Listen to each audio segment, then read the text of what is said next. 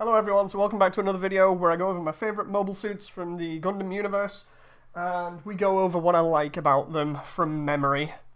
So, today we're going over the Core Gundam and the Planet System, because if I was going to pick another suit from the Build series, whether it be Fighters, Fighters Try, Divers, or Divers Re-Rise, considering I've already had the Astray No Name, it was kind of a hard pick. There are so many other ones that I like.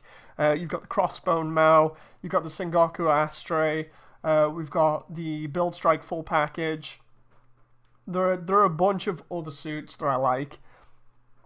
You got the Gian Ultron, the Ogre's GPO2, and out of all of them, the reason why the Core Gundam and the Planet System came up as my favourite is mainly just because of how they're used in Re-Rise at the moment. I know it's currently airing by the time I do this video and put it out, but it's just great to see the Core Gundam on its own, because it's kind of like a mixture of a high grade and an SD, but it's still able to handle itself in battle pretty well. That's cool. And then we get round to the Planet System. Now, every time the Planet System is used, the armor that it gains is built for a specific task. But every single time it's used in battle, it's shown off to its fullest that its pilot, Hiroto, can manage. And I really think it's cool. It's got a lot of experience behind it. It's been through a lot of different battles. It's designed for different situations and can easily switch between the armors if it needs to. And overall in battle, it's just great. Like, for instance, the normal Earth armor kind of is a mixture between the standard Gundam, but it has like a sniper beam cannon thing attached to, well, it's not attached to it. It's got the function in its rifle, but it has to use its shield from what I can see as kind of like, not just a defensive item, but to use the actual cannon itself. It kind of links up as like an extra energy chamber, sort of to give the cannon that extra boost of energy that it needs. But the Earth armor is really cool. I like the fact that it's a different take on the traditional Gundam color scheme, because we've got the red, white, and yellow from the Core Gundam, and then we have the blue from the Earth armor. But the Earth armor is mainly for like standard mobility and decent combat. It's got some dual beam sabers, its main rifle, like I mentioned before, and a shield. That's standard loadout.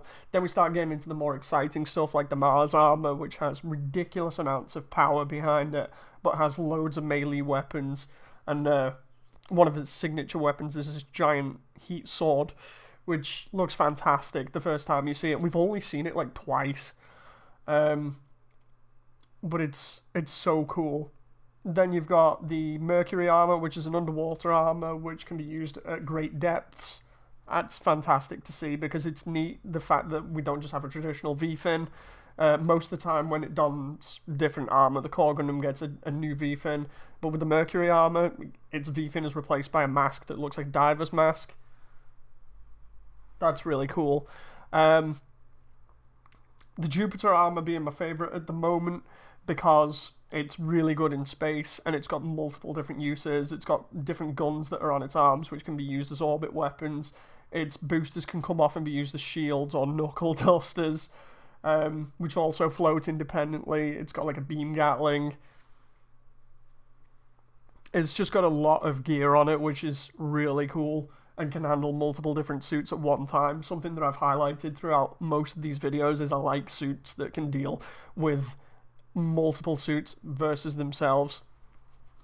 But yeah, the Jupiter armor was really cool. And then we've just recently seen the Uranus armor, and that is interesting because it's got a beam sniper on it which can hit at long range. But the best part about it, and I think the most interesting part about it for me, is that its sniping capability is amplified by the fact that it has what looks like multiple different camera units that can detach, whether it be from the leg thrusters, whether it be from its backpack. It's got about 5 of them, so it can see a wide open area, and it really helps with sniping. It's a really neat concept.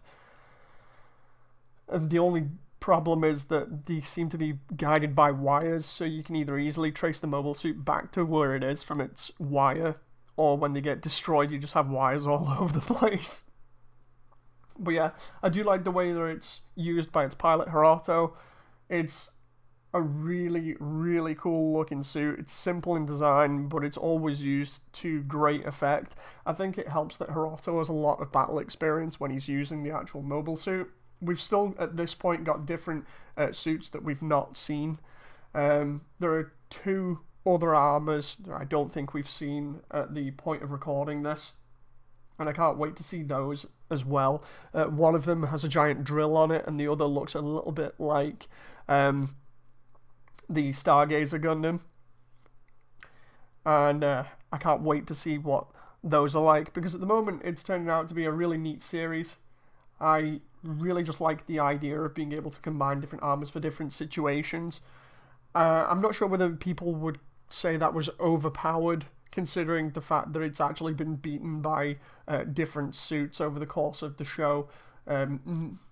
More prominently the Seltsam, but it's also gone toe-to-toe with the Alice Earth Gundam, and suffered some damage from that, so it's not invincible.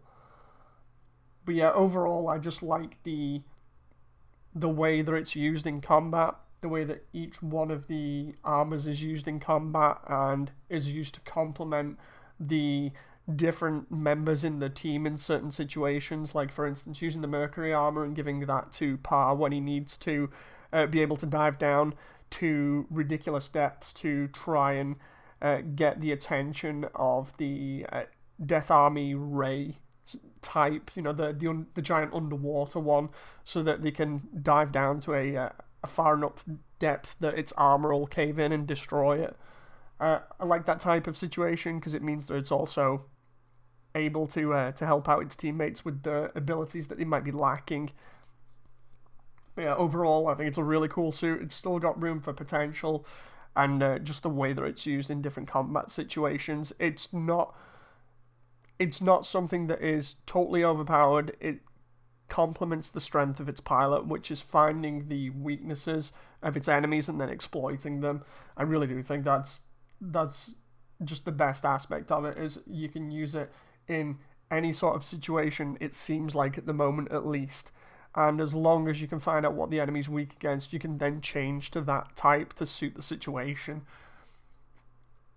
Considering most mobile suits are designed for one situation and then have to kind of adapt, it's one thing that I like, the fact that you can adapt on the fly with it, and there's always something else that it has up its sleeve in terms of tricks or different armor sets that can help it out. The only time we've seen it get totally wrecked is versus the Seltsam. It's had its armor broken, I think, twice or 3 times. The Mars armor has been wrecked. The Jupiter armor got half destroyed. The Venus armor, I didn't go over that in terms of the list of armors. I forgot about it. The Venus armor is like this heavy weapons platform that is really cool and has like a bunch of cannons and blasters all over it, so it can go really, really long range, or just go crazy with artillery if it wants, or just fire a load of beams everywhere. I think the Venus armor gets destroyed as well because it gets sent out like a projectile to protect from the Seltsam. But overall, the only time that the Core Gundam and the planet system has actually been able to defend properly against the Seltsam up to this point of me recording this has been using the Jupiter armor, and that was in space. And even then, it still came out with, I think it was the right arm that had been completely destroyed, or the outer armor at least.